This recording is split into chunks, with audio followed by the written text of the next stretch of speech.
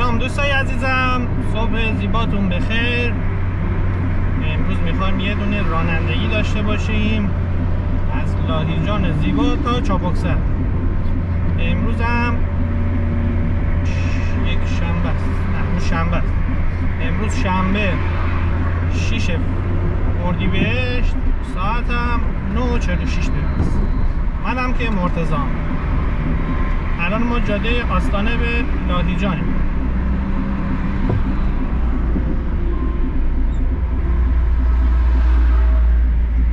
یه پلات قبلا گرفتیم، یکی دوتا بوده، دوتا رانندگی از چابکسر تا رشت گرفتیم، ولی خب چون توضیحات ندادیم، روش آهنگ بوده، دوستان براشون جذاب نبود. گفتیم یه دونه بگیریم توضیح بدیم که تو مسیر چی میبینیم، تجربه بگیم، خاطره بگیم. دوستانم استفاده میکنن، لذت میبرن.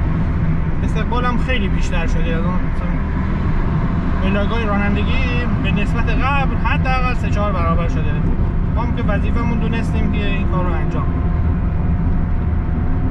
هوا هم که میبینی ابریه، امروز فکر نکنم بارون بیاد، ولی فردا پس فردا رو بارون گیریم، شاید دوشنبه و سه‌شنبه. امروز شنبه است.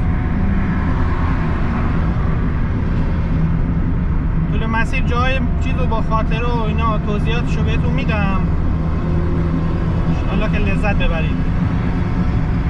برده هوا دم داره، گرم نیست.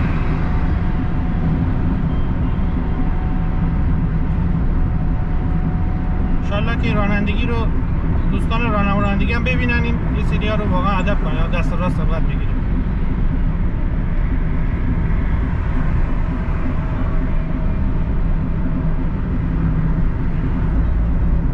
اینجا باسکیوگراب بهش میگن، جز لاهیجانه. این پل باسکیوگرابه که میره به سمت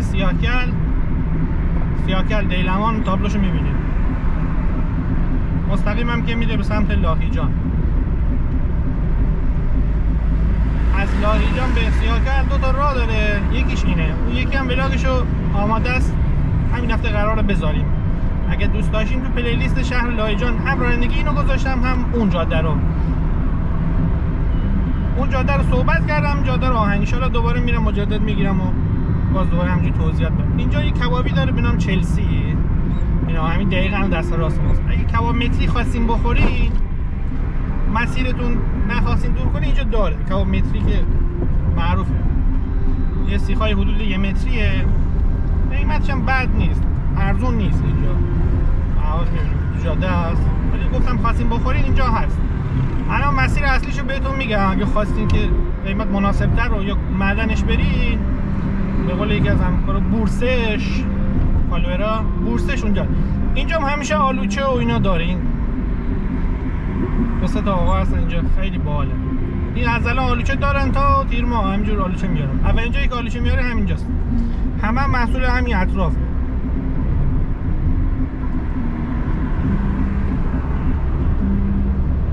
شهر لاهیجان تا رشت حدود فکر کنم 40 کیلومتر باشه، 45 کیلومتر.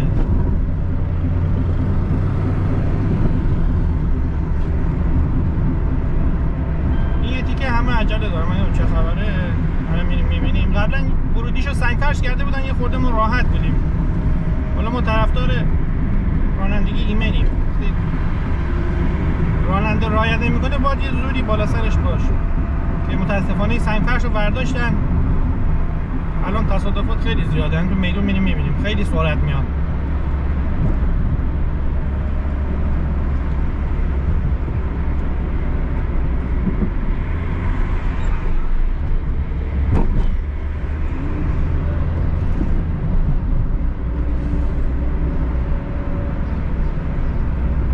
این میدون ابریشمه، میدون چای.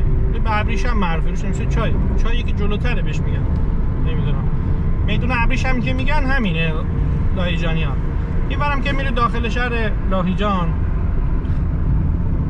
ما هم از کهربندی میریم، چون داخل شهر بریم خیلی وقتمون گرفته میشه، ترافیکه. ولاگ زیاد رانندگی تو لاهیجان گذاشتیم، دوست داشتین پلیلیست شهر لاهیجان رو نگاه کنین. شاید من یادم بره لینک پلیلیست رو حتما میذارم، ولی اینکه رانندگی تو لاهیجان رو هم لایجان برفی گرفتیم، بارونی گرفتیم، آفتابی گرفتیم. ولاگاشو میتونیم ببینید تو پلیلیست شهرها. ما ولاگای هر شهر رو گذاشتیم. اگه علاقه داشتید، دوست داشتین، این ویدیوها رو هم براتون تایم بندی میکنم. مثلا میذارم لایجان تا لنگرود اینا که بتونین همون تایمی که دوست دارین رو نگاه کنید. دوست دارین که با ما همراه باشین کلا که دیگه باعث شدات و باعث افتخار است.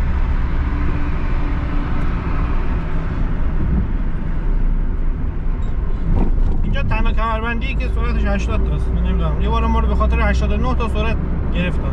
هرچی میگم آقا کمربندیه، میگه نه اینجا 80 تاست. خواستین اینجا یه رعایت بکنید. اینجا مأمور هم وای میسه، دور نمیزنه.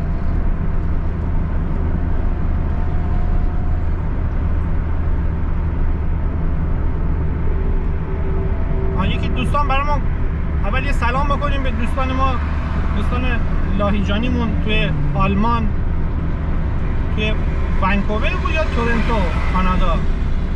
محبت میکنم برامون، همیشه پیام میدم تو تلگرام، تشکر میکنم، سلام میکنیم بهشون، ممنون ازتون. این بار میره بیمارستان پیروز. بناگو به یارو میگن کجایی هستی؟ میگه من هنوز ازدواج نکردم. من خانمم لاهیجانیه، خودم هم دیگه لاهیجانی. واسه همین لاهیجان خیلی میایم. لاهیجان یه خورده خوب بلدیم. واقعا بیشتر اینجا زندگی میکنیم تا رشت. اینم میدون گیل بهش میگن. از سمت چپ میریم به رودبنه که ولاگ هم بازارش گذاشتم هم رانندگیش. از دست راست هم میره به میدون شهدا مرکز شهر. این پل هم تقریبا فکر کنم بعد 10-15 سال افتتاح شد. افتخار دادن. این پارسال نه پیلار سال فکر کنم. پارسال فکر کنم افتتاح شد. اون پایین خواستیم بریم کباب متری، از پایین باید بریم سمت چپ. رودبنه معدن کباب متری این اطراف همینجاست. اطراف آستانه هم هست ولی من تو مسیر بهتون گفتم اینجاست. خواستیم باید برین اونجا، میرین اونجا قشنگ دست چپ و راستتون مشخصه نمیشه کباب متری. کبابی های خیلی چیزی هم هست، بزرگ هم هست، قشنگ منقلش دم جاده هست، میبینین روشنه.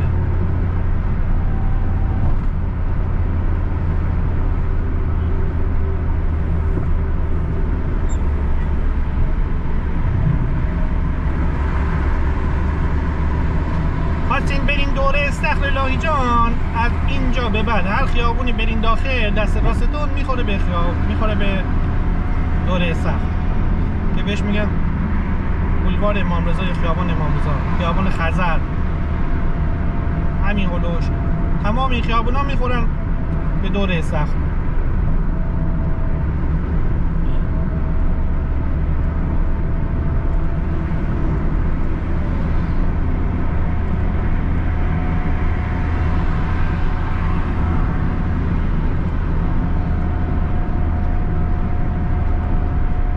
یه باری من تازه ماشین خریده بودم، اینجا پراید داشتم، بعد موقع همون 100 تا میرفتم بیشتر نشه، ولی خب کله یه خورده باد داشت، مثل الان معتاد نبودم، الان آرومتر میرم.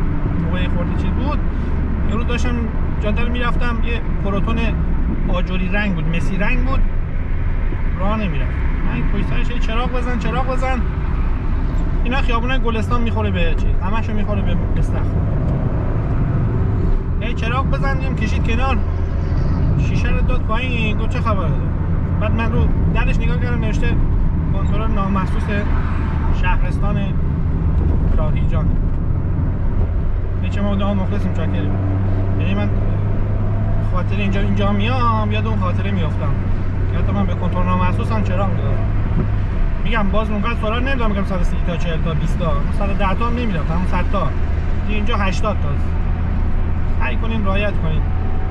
تو سرعت هیچ هیجانی نیست، دردسر هم هست. مخصوصا اینجا که راهنما میزنن. این آقا از اینجا راهنما زده، اصلا اینجا دور برگردون نداره. تو میدون شیخ زاید باید بری. معلومه بلد نیست. همین رعایت کنین، یهو ترمز میزنن. شهر توریستیه دیگه. کلا گیلان توریستیه. خود بومیا که رعایت نمیکنن هیچ توریستا هم مسافران میان بهشون اضافه میشن. یه چیز نافرمی رعایت کنین. الان ما 70 تا دارم میرم تو دوربین، اگه داریم ویدیو رو میبینیم فکر میکنیم بیشتره. این به خاطر اون خطای فیلمه، نمیدونم حالتشه. بعضی دوستان کامنت میذارن چرا خودت سرعت میری. من بیشترین سرعتی که با این میرم 90 تاست، 95 تا. تو فیلمام که دارم فیلم میگیرم که هیچکدوم 95 نمیرم. این جاده من الان از اینجا باید برم مازندران، شاید یه جاهایی به 100 تا برسه، یه جاهایی هم تقریبا مثل لنگرود. اصولا همون 90 تاست. این تو دوربین یه خورده این میدون شیخ زاهده، سمت راست میره داخل شهر و استخر و تلکابین لایجان الان بالا دید نداره. دقیقاً روبروی ما مقبره شیخ زاید هم روبروی ماست. این میدون شیخ زایده. این میدون رو میان یه خورده رعایت کنین. این میدون هیچ کی رعایت نمیکنه. من عجله دارم برسم به داخل شهر، اینجا رو رعایت کنین. این دستم که ما داریم میریم میخوره به لنگرود.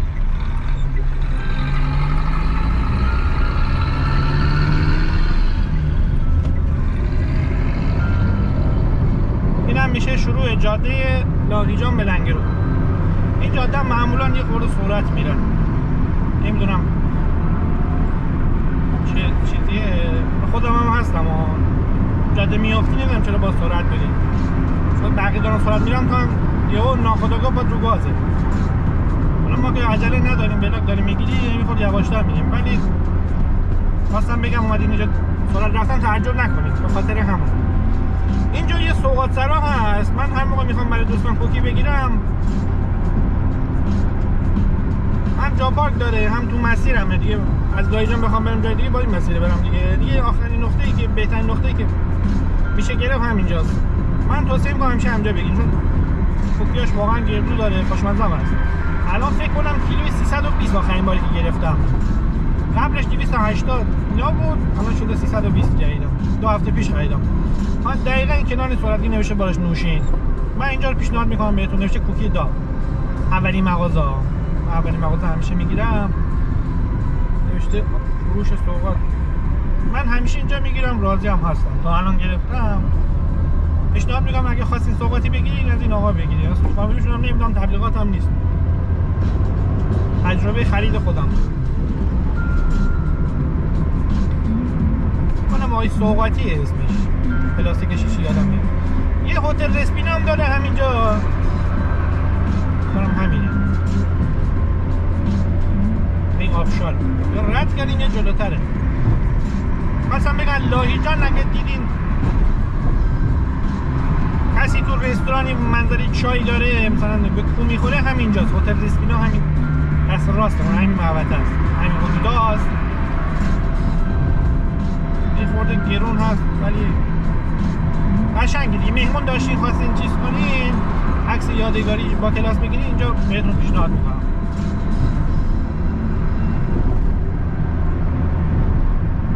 حالا پیشنهادم نمیکنم، الان یادم اومد پیشنهاد نمیکنم، ولی گفتم که اینجاست بدونید دیگه، خودتون تصمیم. رسپینا اینجاست. دیدین این هتل رسپینا اینجاست. الان جلوش هم دارم میسازم بزرگ.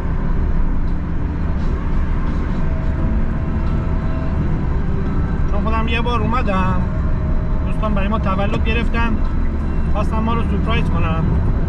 بعد این که میگم صحبت مثلا 6-7 سال پیش بود. بابت نشستن اونجا 200 خورده ما پول گرفتم. اون موقع 200 هم خیلی بود. مثلا من کل کادو تولدم شده بود 500,000. اینجوری بود. اون نقدی هم داده بودن. من 200 هم بابت اون جا گرفتم. هیچ چیزی هم نداد. چای چایی هم. گفتم بخندید آقا. گفتم رفتین اونجا قیمتا دیدین شوکه نشین، میگه آقا ما بچه پولدار نیستیم. یه کباب هم آقای کباب داره اون دست. الان دقیقاً چیز ماست. اینجا هم دوستان تعریف میکنن، من خودم نخوردم، ولی هر کی اومده اینجا راضی بوده. خواستین رستوران خوب، یه خورده با کلاس هم هست، موزیک زنده اینا هم داره. این حتی برید، گفتم تو ذهنتون باشه به این گزینم فکر کنید.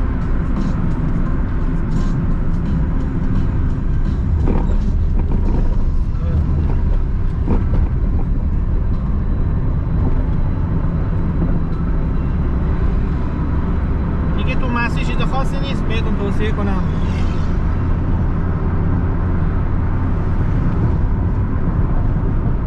دیروز غروب جاتون خالی رفتید دوره سخت، جمعیت اومده بود اندازه عید نوروز، اینقدر شلوغ بود.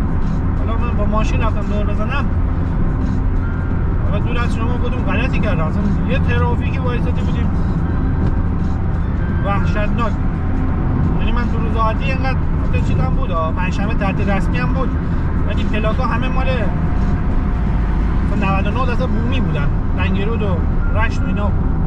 حتی تالش هم من دیدم، مسافر چیز نبود زیاد.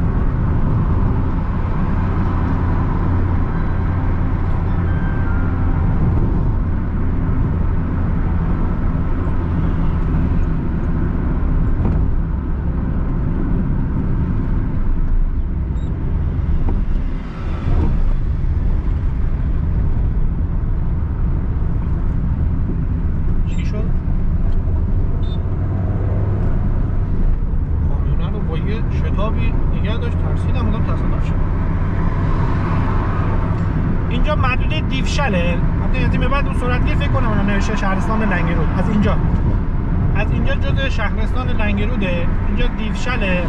یه صبحونه خوری اینجا داره بهش میگه عمو بهمن.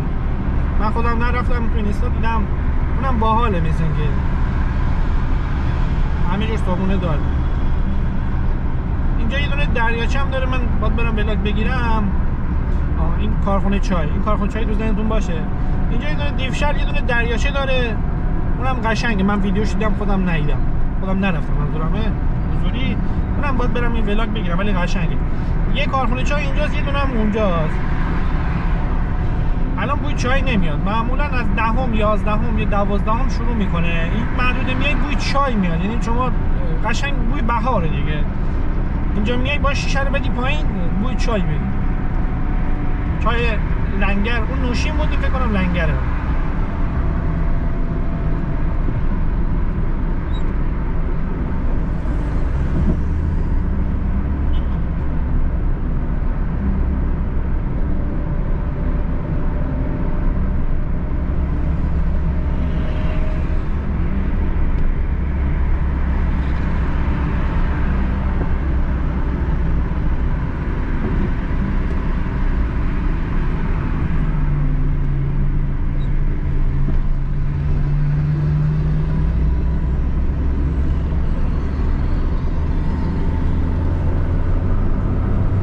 نوشته دیوشل. دیوشل قبلش هم ما میگیم دیوشل.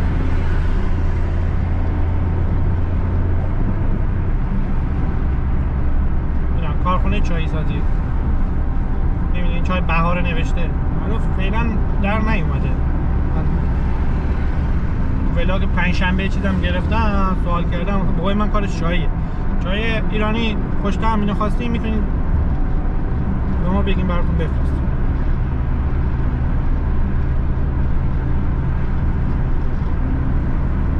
میدونه روبروی ما اینجا نوشته ورودی لنگرود، شهر چای، برنج و ابریشم. کجبافی،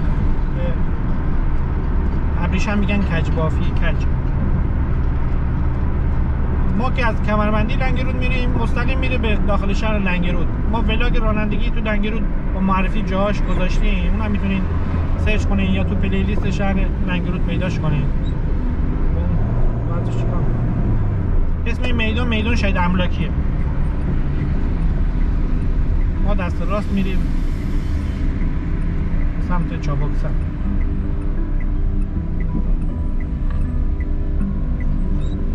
این کبابی هم شلوغن، ولی یه خورده فکر کنم گرونن که دوستان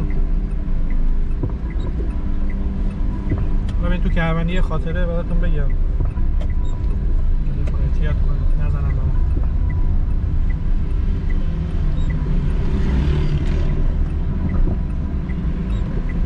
این میدون هم یه خورده هم هر کیه.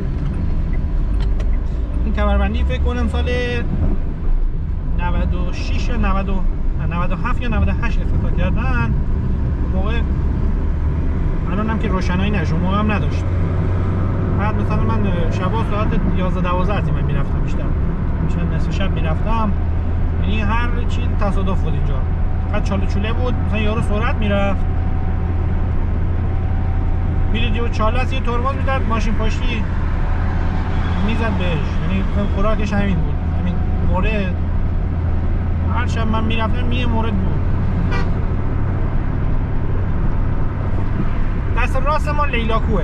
الان این پلو میبینی زیرگذر لیلاکوه. اگه بخواستیم لیلاکو باید این دور برگردون و دور میزدی از دست راست میاد اینجا کهربندی داخل شهرش.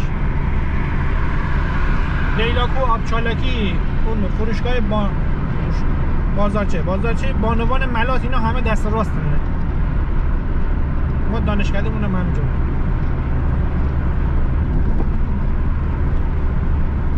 این پل لیلاکوه، یعنی از زیر میرن لیلاکو.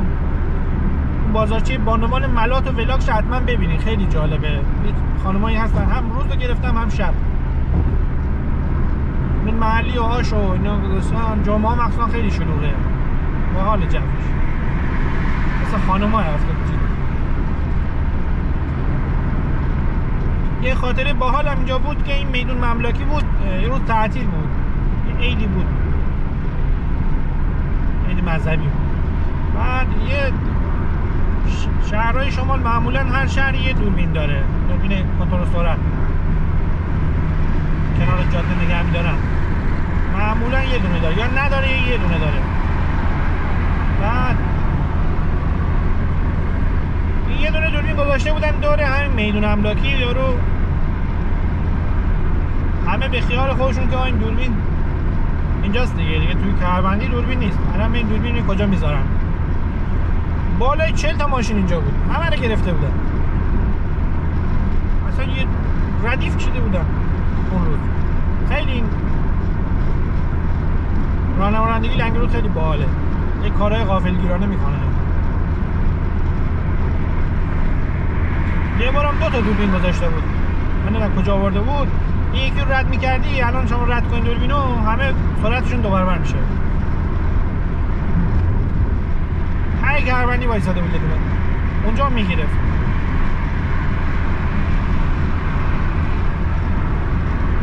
این بیجارا هم تون بیجار اون خزانه رو گرفتن، هنوز نکاشتن. در خزانه ها بعضیشون بازه، معلومه ثبت شده.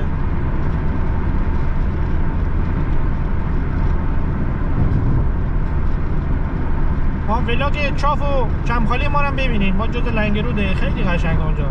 رفتیم قایق سواری نزدیک بیافتیم تو آب. ببینید عید رفته بودیم، فکر کنم 4 و 5 عید بود. آره 6م که رفتیم کیاشهر، 5م بود. الان این مأمور اینجا نیست، همیشه همینجا وای میسه. مطمئناً تایی کهربندیه. اون دست هم البته من حواسم نمیشه اون دست بود، ولی معمولا همینجا وای میسه. اینجا قبلا به چیز جاده نداشت، عید افتتاحش کردم. تا خاکی بود شاید من ندارم، ولی نبود، تابلوش بود ولی خود جاده نبود. الان بخوایم بریم کومله و اتاق بر از تو کهربندی هم میتونیم بریم. اینجا هم تابلوش دیدید، اینجا فری خورده. اینا اون ورش آسفالت قشنگ، اون ورش هنوز خاکیه،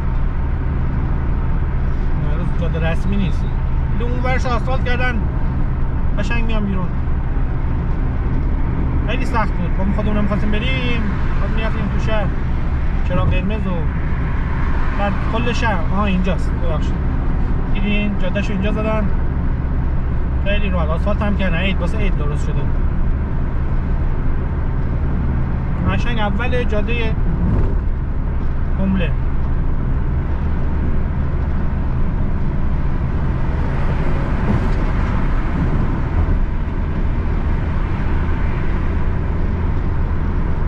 من الان دارم 85 تا میرم، میگم تو دوربین اگه شما میبینین میگه چقدر سرعت میرم، من 85 تا است.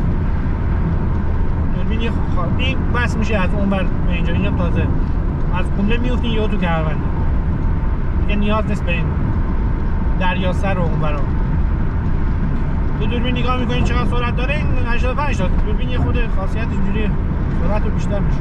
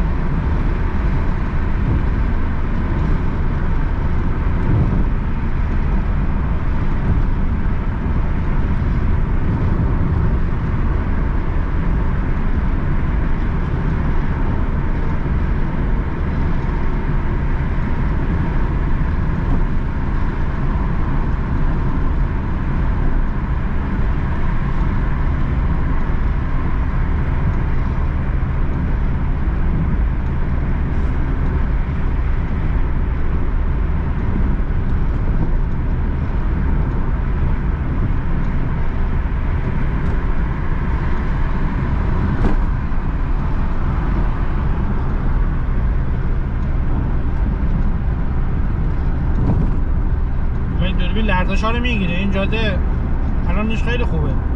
قشنگ اینجا چاله چوله‌ای بود و واسش زمستون بود.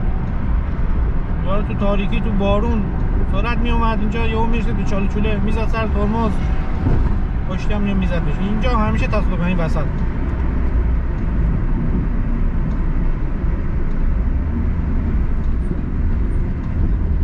اکثرا هم غیر بومی بودن چون بومی ها میدونن اینجا چاله چوله هست، اینجا یواش میرفت. اینجا اول ورودی شلمانه. شلمان هم جز لنگروده. یا آهنگی هست میگه شلمان لکوی شلمان لکوی، حالا همینجا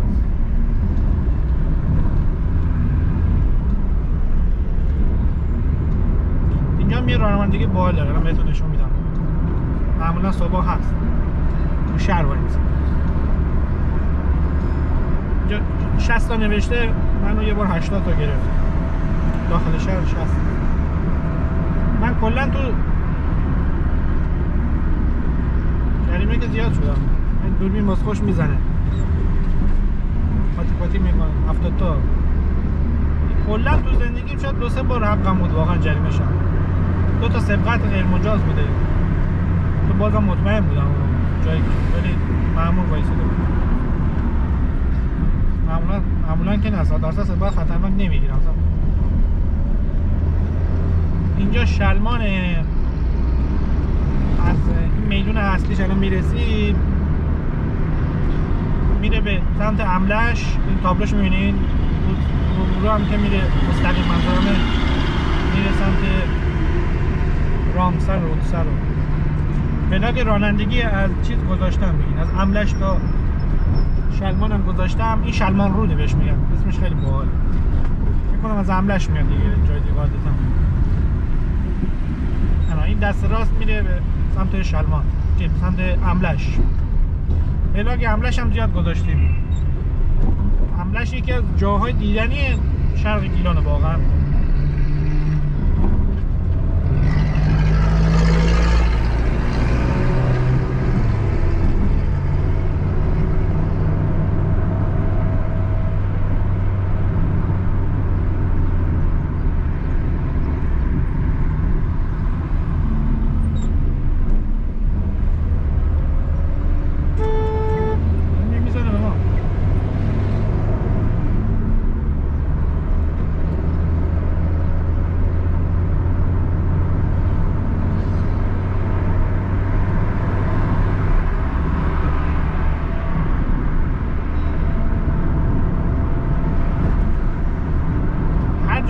بعد از تصادفه لایجانی نامش میدرخشه 76 تا.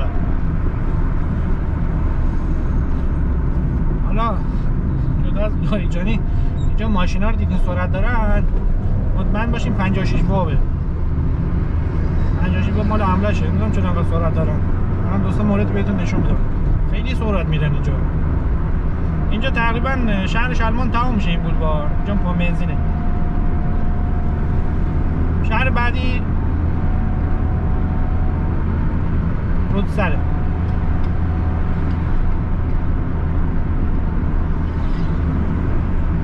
معمول نبود. این پمپ بنزین دیدین همیشه هر روز صبح ما میایم اینجا وای میسه همه رو هم میگیم. حالا این پراید ببینید یا که اصلا نگاه نمیکنه، به فرمان میده اینور فقط رد کنه. دوستان کامنت میذارم، من میگم توضیح میدم، چون به ما اونجا یه طرف است هیچکی رعایت نمیکنه. من خودم هم حالا بعضی وقت نمیگم 100% رعایت میکنم، من قور میزنم واسه همین دستم خراب شد.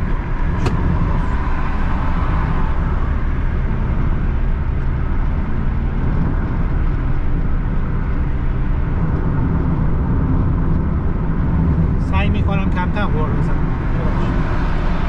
خودم حالم بد شد.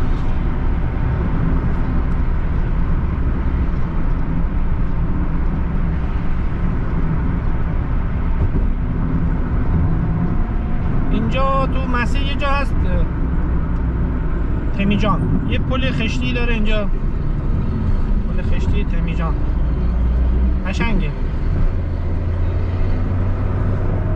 خواستین جز اینا چینی جان نه این جلوتر.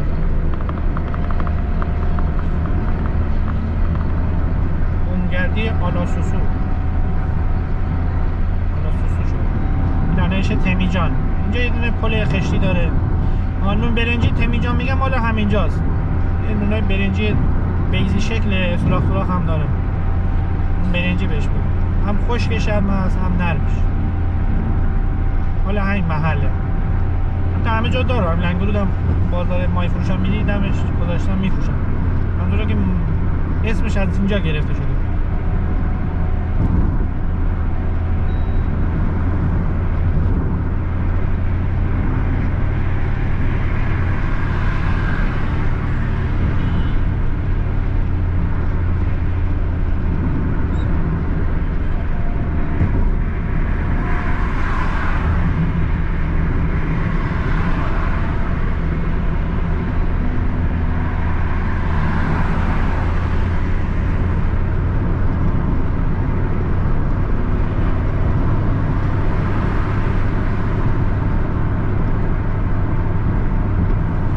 تقریبا سال 7 ساله این مسیر رو هفته‌ای دوبار میرم میام. تا قبلش هم میرفتم میام بازم میرم. منظور که هفته‌ای دوبار رو حتما میرم میام. اینجا سان به سانت اینجا رو من رد میکنم یاد تصادف میافتم. یعنی تصادف دیدم. یه تصادفای مسخره دیدم. مثلا همین اعصابم خراب میشه. اینجا ورودی شهر رودسره. میبینید شهر رودسر. دست چپ الان یه دور برگردون داره میره سمت رودسر. جای دیگه هم جلوتر هم 2-3 جا راه داره. اینجا ورودی شهر رودسره. اسم قدیمش حوسم بود. شهرستان رودسر خیلی بزرگه. یعنی شما از اینجا که نه از اون چینیجان که شروع شد شلما رو رد کردی تا پلیسرای چابکسر جز شهرستان رودسره. شهرستان پهناوریه. البته فکر کنم بزرگترینش اول فکر کنم رودباره، بعد تالش، بعد رودسر یا رودسر تالش نمیدونم، ولی جزء ستای اوله. خیلی پهناوره. تمام اشکبرات همه جزء اینه. حتی تو چند سال پیش حمله‌اش هم جزء رودسر بود. داشت چند سال قبل منظور کنم حدود 15-20 سال پیش. خیلی بزرگی، شهرستان بزرگی.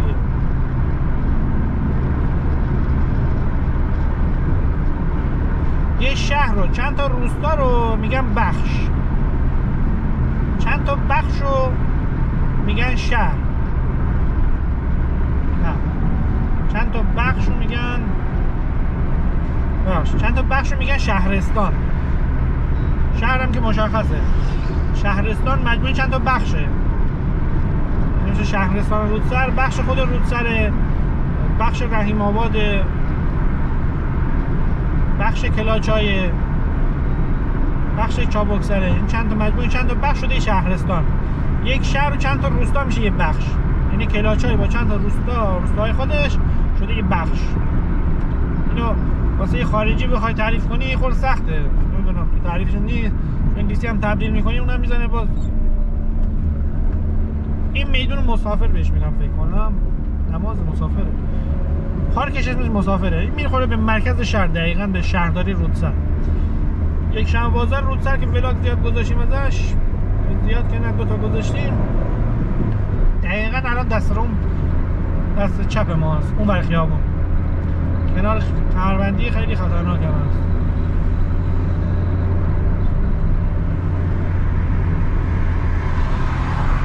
دوست داشتیم پلیلیست شهر رودسر هم ما رو نگاه کنیم.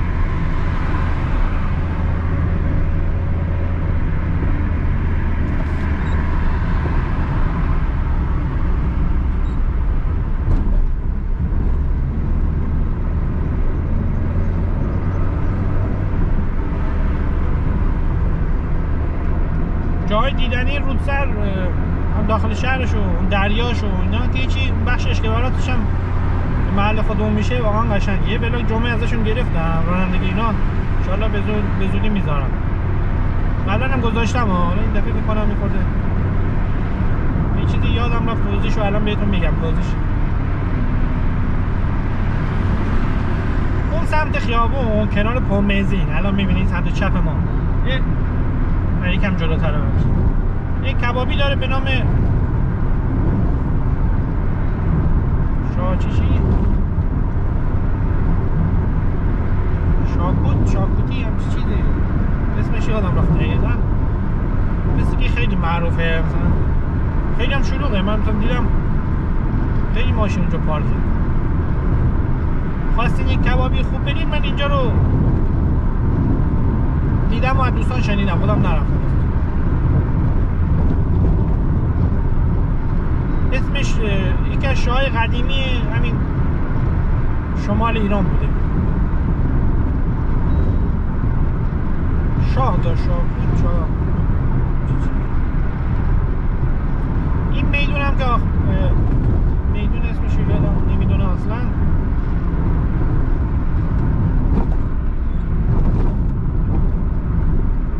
این میدون از این ور میشه میدون آخر رودسر، از اون ور میشه اول. اسمش میدان معلم شهید مطهری هم.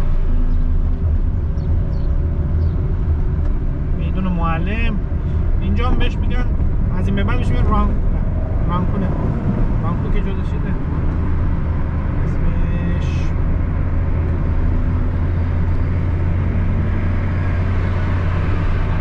این دانشگاه آزادی داره اینجا، چیز داره، ساحل قشنگی داره، برای شنا میرم. اسمش یادم تابلو داشته باشه. از این سمت هم به حملهش اینو راه داره.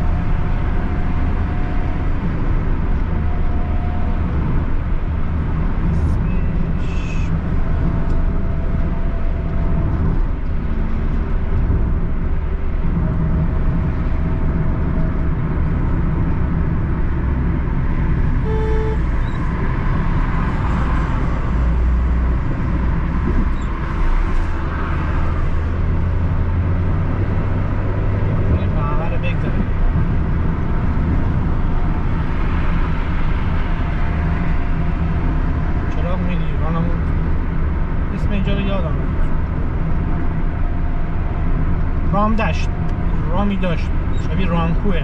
اینجا اسمش رامدشته. رامدشت چیزی ساحل قشنگی داره، هم ساحلش قشنگه هم دانشگاه آزاد داره.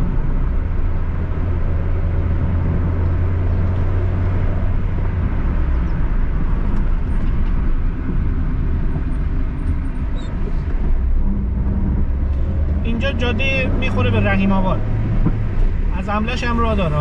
ولاگ رانندگی از جاده املش به رحیم آباد هم گذاشتم، یا رحیم آباد دارم داشت. این ولاگ این رانندگی از رودسر تا رحیم آباد هم گذاشتم، خواستین نگاه کنین. محل ما این بری میدم. یه سلامی هم بگم به هم محلی های خانم.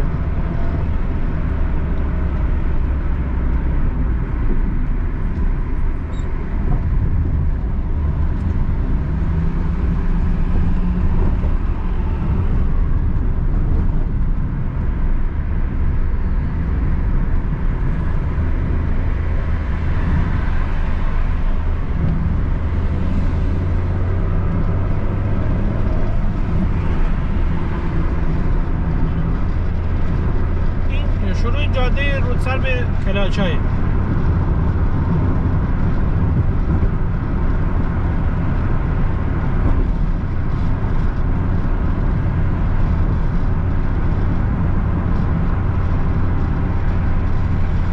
قبلا رانندگی از رشت به چابکسر و چابکسر به رشت و پلیسرای چابکسر گذاشتم، ولی میگم روش آهنگ بوده، توضیح ندادم. شاید دوستان دوست نداشته باشن، دوست نداشتن منظور که ویو کم خورد، معلومه دوست نداشتن.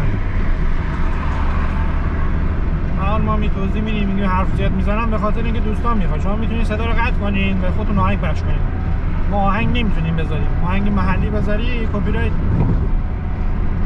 تا آهنگ سپید جانم و نمیدونم سیاکل و آهنگ عروسی مثلا بچه بودیم میخوندن، اونم میذاری کپی رایت میخوره.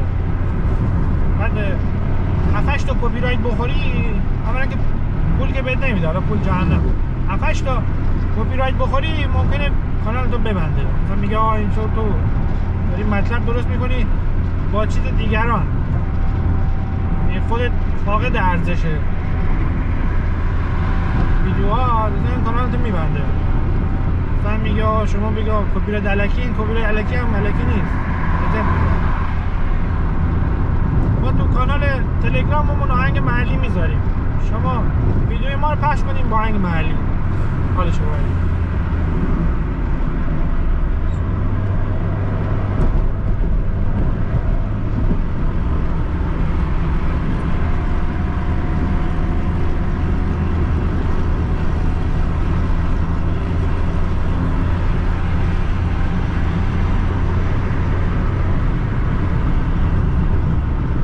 سرعتم 70 داستا، نگید خودش سریع میده، تازه رسید به 80 دیگه. ما تقریبا دوربینا و کجا مأمور وای میسه رو میدونیم، ولی خب بازم باید اینجا جای خاصی نداره یا من نرفتم یا نشیدم بهتون بگم، برن یه خود از جاده لذت ببرید.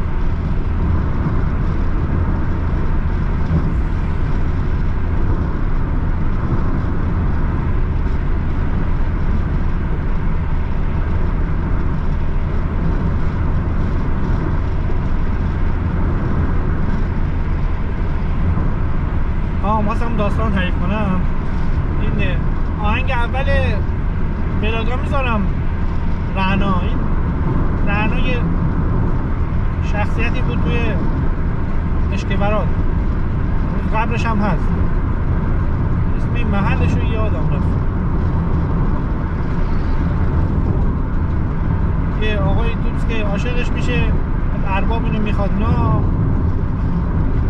چیزی که تو ذهنم هست دقیقش رو میکنم، میمیری یا خودکشی میکنه همچه چیزی. منظور که داستانش واقعیه، چقدر هم خوب بلد.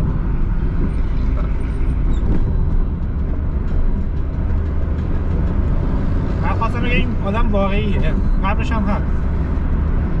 مطلب کلام این بود،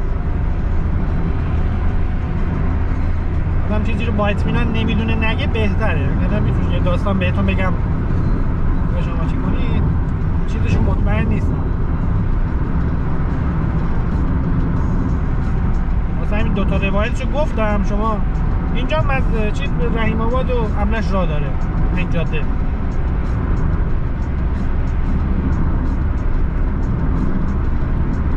این کنار پلم که ورودی اول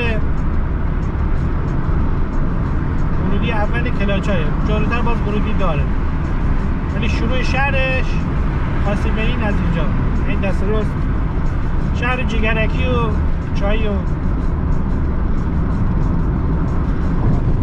ما این جگرکی بود. ما مثلا بچه بودیم ماشین که نداشت، با ما اینا از شهر سوار می اومدیم اینجا کلاچای، اینجور تنظیم میکن نهار اینجا بخوریم. بعد میرفتیم جگرکی. من چیزی که یادمه سیخی 100 تومن یادمه، 100 تومن می اومدیم اینجا شیرین گوشت. من شیرین گوشت رو فکر کنم فرق میکنه، چیزی که من تازه فهمیدم، ولی ما میگفتیم شیرین گوشت، نه یه چیزی میگن شیرین گوشت. شیرین گوشت رو جگر میخوردیم، مثلا 5 نفر 20 سیخ 25 سیخ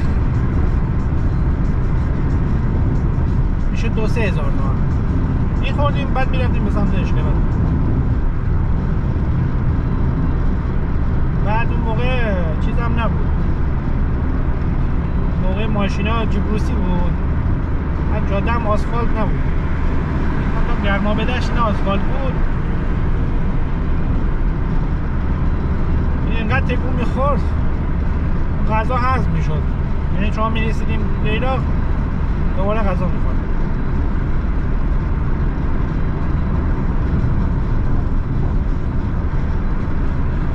ورودی رحیم آباد از پایین میرین، خواستیم میرین رحیم آباد، ما ورودی اصلیش همینه، ما میدونیم. دست راست میره رحیم آباد از پایین بری، دست چپ هم که میره به مرکز شهر کلاچای.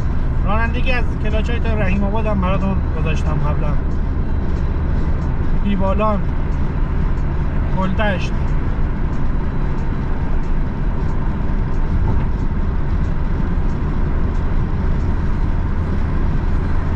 ما بچه بودیم میرفتیم گیلا، همین رحیم آباد اشکبرات. یه روز دو روز وای می‌سیدیم حوصله‌مون سر میرفت. عاشق کامپیوتر لپتاپ که نبود، اون کامپیوتر بود، خونه بازی می‌کردیم.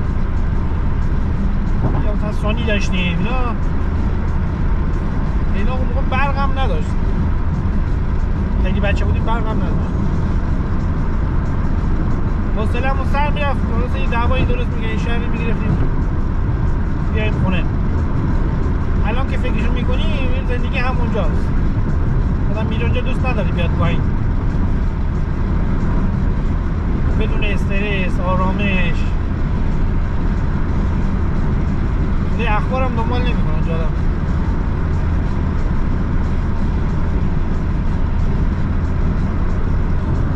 روستایی‌ها خیلی هم میکنن علاوه بر غذای سالم و علاوه ورزش و هوای سالم و استرس چیزای شهری هم ندارن.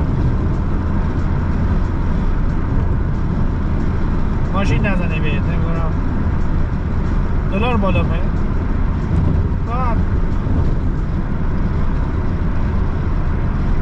نمیدونم زندگی راحت ها دیگه روستا کشاورزی راحت نیست. منظورم که این میفهمن زندگی یعنی چی.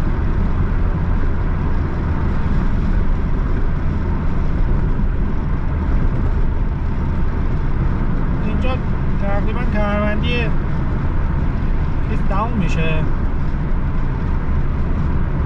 کمربندی کلاچای سمت راست میره به سمت واجارگاه. واجارگاه زیبا، پرتقال و چای، معدن پرتقال و چای. یه رستورانی هم اونجا داره، رستوران اسمش چی بود؟ یه رستوران معروفی هم هست، تابلو نداره.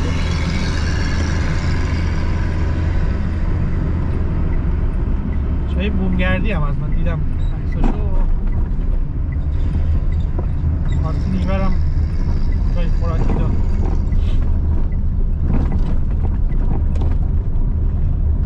دست چپ که دور میزنه میره سمت کلاچای.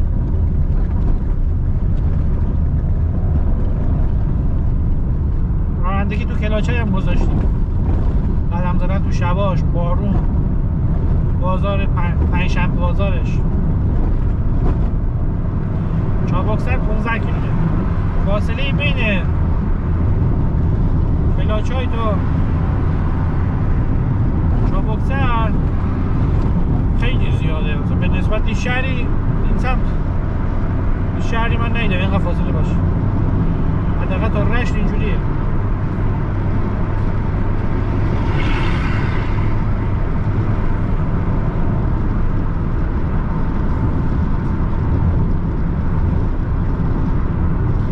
این آهنگ قاسم آبادی میخونن، میگن قاسم آباد با لباس قاسم آبادی و اینا محلشون همینجاست. یکم جلوتر قاسم آباد اولیا و قاسم آباد سفلا.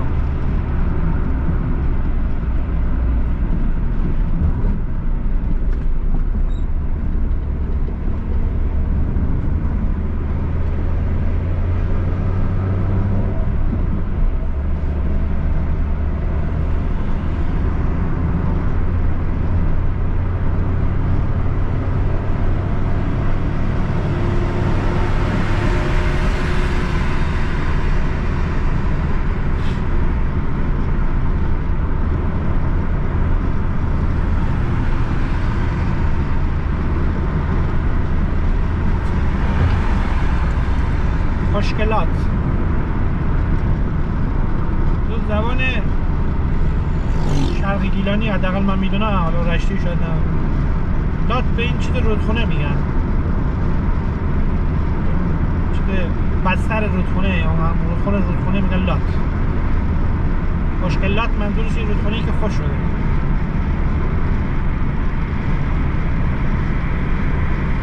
اینجا سر پیش معمولا بعد از این مأمور وایس جا رو میرم مطمئن باش میدونم.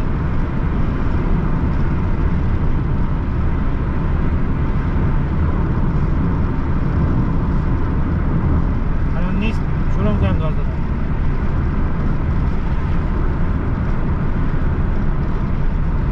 این بستنی شقایق، مثلا کل خود شرق گیلان یه طرف، این بستنی شقایق یه طرف دیگه.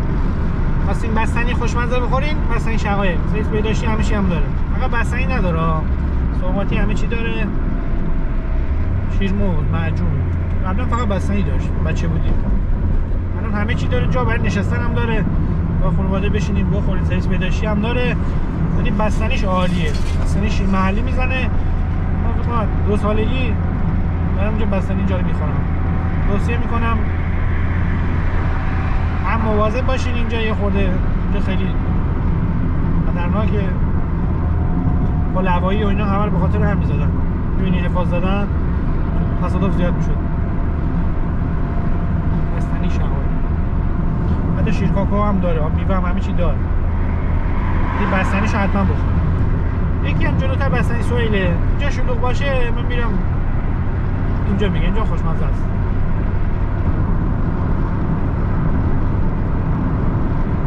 این لباس قاسم آبادی به بومگردی مارجان به شرق گیلانی مادرجان میگم، مار نیست، مادر میگم مار.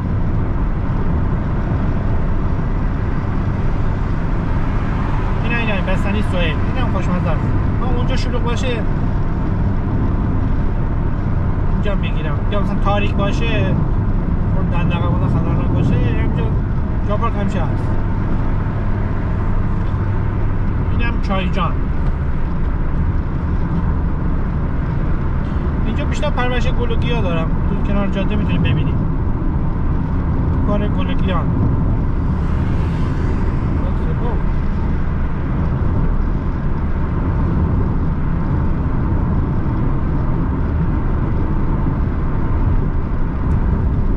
اینجا رو میخوام فیلم نگیرم، اما 90 تا میرم، 95 90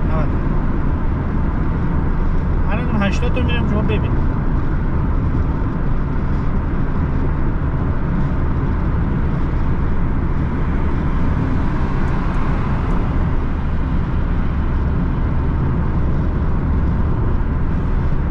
پلاکای شرق گیلان بهتون بگم، 56 سال 76 قاف کل شهرستان رودسر، 56 میم لنگروده شلمان، 56 واو حملش، 56 جیم 76 دال دایجان،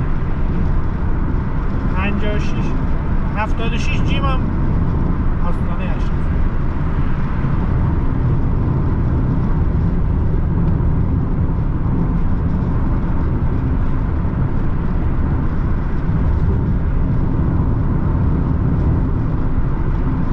این اکبر جوجه میبینم، من یاد چیز میافتم، با جناقم سالوی بود،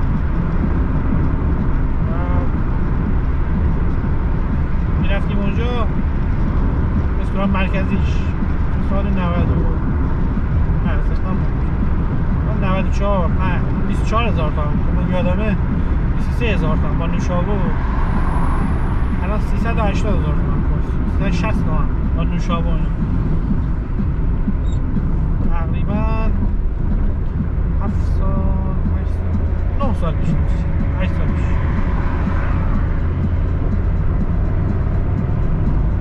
از 8 سال پیش 9 سال پیش تا حالا قیمتش از 10 برابر هم بیشتر شد، 10 برابر. بعد تازه حالا قیمتش واقعا نیست، موقع این نصف مرغی بود با برنج ایرانی که مثلا یه نفر به زور میخورد و خوشمزه و اینا. هم موقعش کوچیک شده، هم برنجش قاطی داره، معلوم، هم شکسته قاطی داره، هم خارجی قاطی داره. گفتم این تورم رو بهتون بگم مقایسه کنید، هدف اکبر جوجه نبود. یهو دیدم تابلوشو یادم من، چون واقعا عاشق اکبر جوجه هم، قیمتش تو ذهنم بود.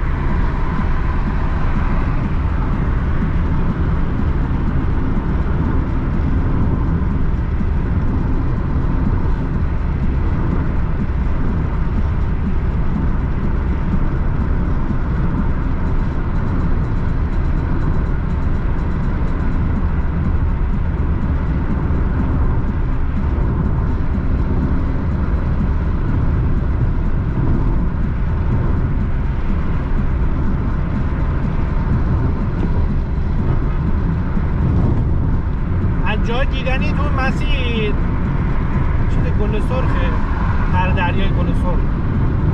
یه دونه هم هست تابلوش رو من نمیدونم رد کردیم نکردیم، من صحبت میکنم یادم سیاه کلورود دعا تابلو رو نمیدونم میره به سمت جواهر دشت، جواهر ده نه جواهر دشت.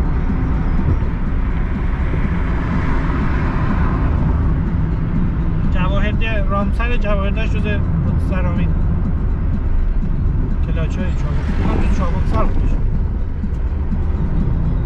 من ماشین سواری میگم بد میره اونجا، ما رو آفایی باید خیلی قشنگ اونجا چون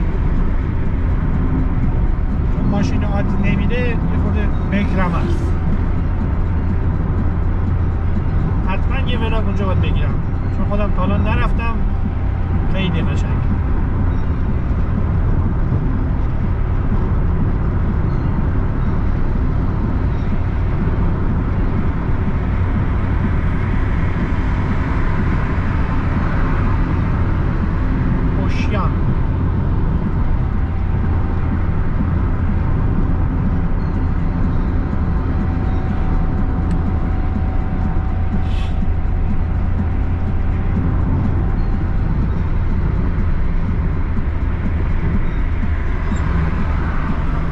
شهر علم و ادب نیشابور، ایران 36.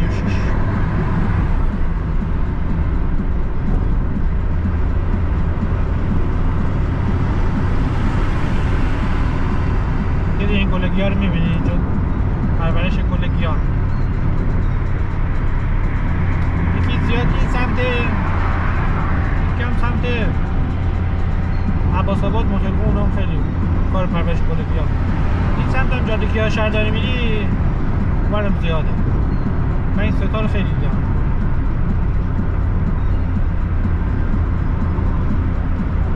تابلوی سیاه کلوری رو من ندیدم، یادم نیست کجا بود اصلا. چه زده ابتدای محدوده شهری چابکسر. دوربین زیاد داغ نکرده، ما یکم این جلوتر وای میسیم یه خورده سردش میکنیم وسط شهر زدال نداره خاموش نشه.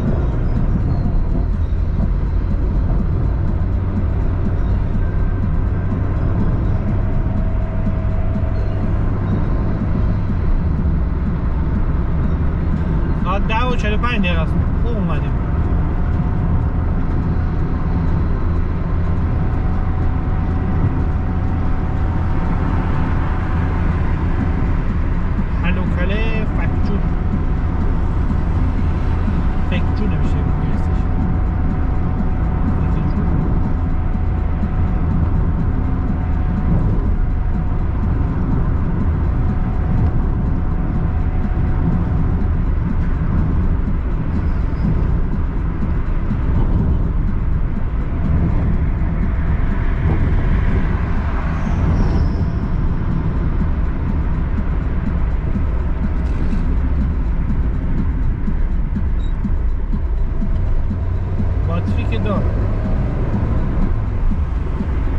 خاموش دور میزنم براتون دوباره میگم.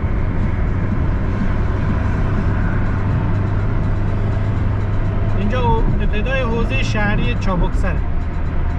82 هم شهرسوار همشهری ماست، دست راست داره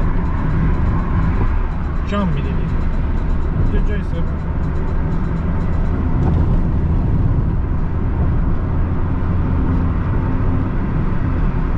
این جنگ سرا همکارم گفت جنگل سرا، هرچی میگم من جنگ سرا شنیدم و دیدم الان یهودی میاد.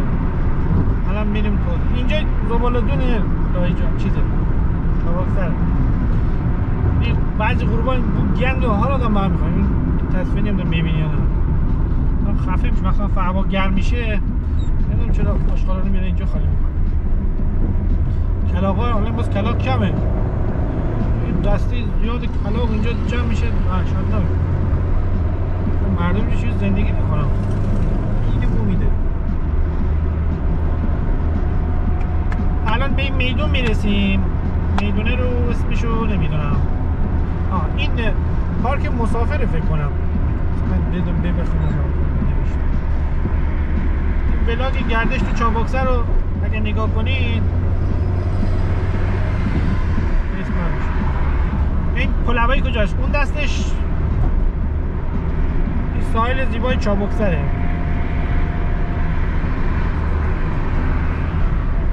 هم پارکه هم ادامهش ساحله.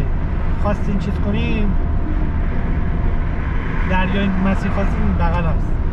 ولاگش گردش و لایجا چابکسر هم گذاشتم اینجا، اومدم انتهای ولاگ اینجاست. این میدون اسمشو نمیدونم، میره سمت راست، میره سرولات و جنگسرا. رستوران خاورخانه و اینا دست راستتونه. دست چپ هم دریای قشنگ داره، دریای ماسته‌ایه. هم جا پارک زیاد داره، هم ساحل قشنگ. این رستوران خاورخانه جزو چابکسره. این دو تا بلاگر من دیدم که میگن رامسر میومدی میخوای رستوران خوب بری، رامسر اون سمته. البته که رامسر از 20-25 دقیقه راه، 20 دقیقه راه. جزو سرولاته، سرولات چابکسر. این پل منو یاد چیز میندازه، یاد دنیای شیرین دریا، سریال دنیای شیرین دریا. مرحوم پوپک گلدره ما با این سریال خاطره داشت. بعد چند مدت پیش آیفین تکرارش نشون داد، من میشم دوباره نگاه میکنم. دقیقا این سکانس هایی که میاد همین پلو نشون میده. یه دایی داشت ماشین در بهش میگیم دوج.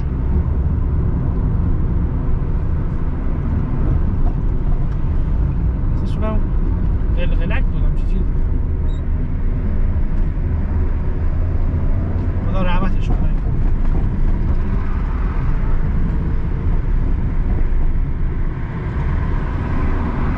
اینجام شهر چابکسر. چهارشنبه بازار هفتگیشه. چهارشنبه اینجا بازاره، پنجشنبه چابک چیز کلاچایه، دوشنبه ها رحیم آباده، سه شنبه ها همدشه، یک شنبه ها رودسره. یه بازار هفتگی نداره.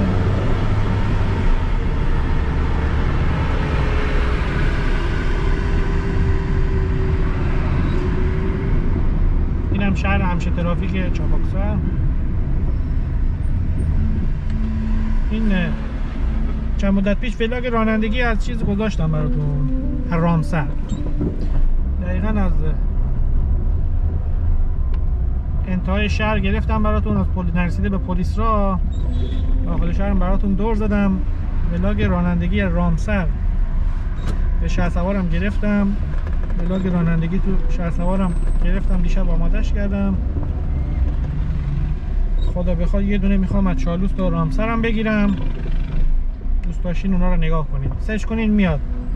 هم تو هم بخش رانندگی، پلیلیست رانندگی ما رو ببینین. اینجا همیشه ترافیک. یه سال عید اومدیم، عید بود، من مثلا 11:30 شب گفتم اینجا به ترافیک نخورم. تا اینجا اومدیم، همینجا یه دونه کامیون خراب شد. یه کامیون همینجا خراب شد، هیچی. ما موندیم نزدیک 1 ساعت 2 ساعت ما تو ماشین موندیم تا این کامیونه رو درستش کنم. از اون سمت یه چیز داره، پل هم داره، ولی خب وسط میای گیر میکنی دیگه هیچ کارش نمیتونی بکنی. اون سمت میبینین ماشینا دارن اونورتره. کنارگذر دریای خیلی باحال هم هست. یک شنبازاش دقیقاً، یک شنبازا نه، چهارشنبازاش دقیقاً همونوره دست خیابونه کنار دریاست.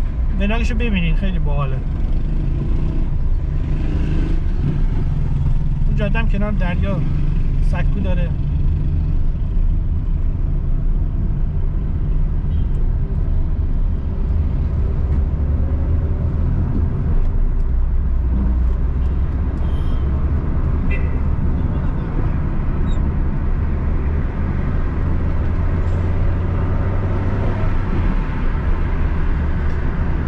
انتهای حوزه چابکسره مده پل.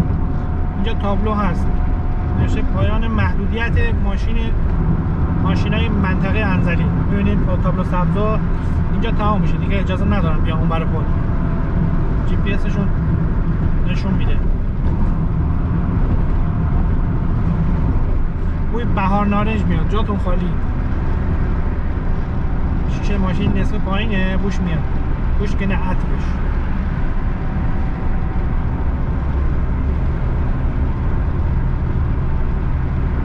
امیدوارم از ولاگ لذت برده باشین. ببخشید زیاد صحبت کردم دیگه، دور غر زدم میافتم واسه رانندگی که ول نمی کنم، واقعا اعصابم خراب میشه.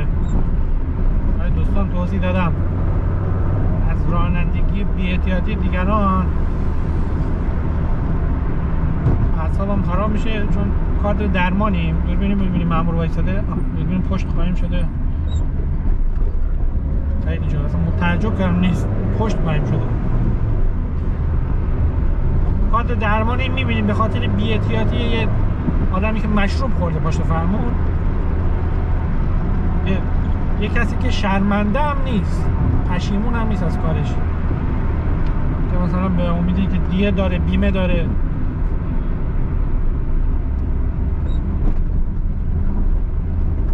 پدر یه خانواده رو میکشه، یه بچه رو میکشه. خیلی مورد زیاد داریم ما، کادر درمانی میبینیم دیگه. این اعصاب ما خراب میشه. شما بذارین پای همون.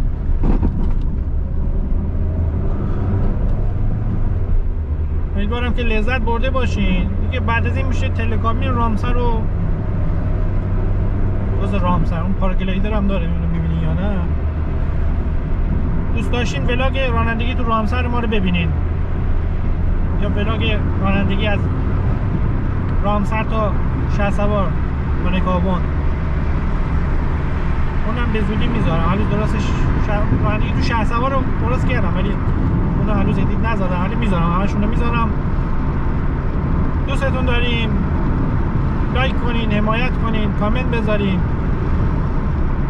باور کنین واسه همین رانندگی هم کلی ما زحمت کشیدیم. هیچ کاری بی زحمت نیست. امیدوارم که خوشتون اومده باشه. روزتون هم بخیر. دوستتون دارم.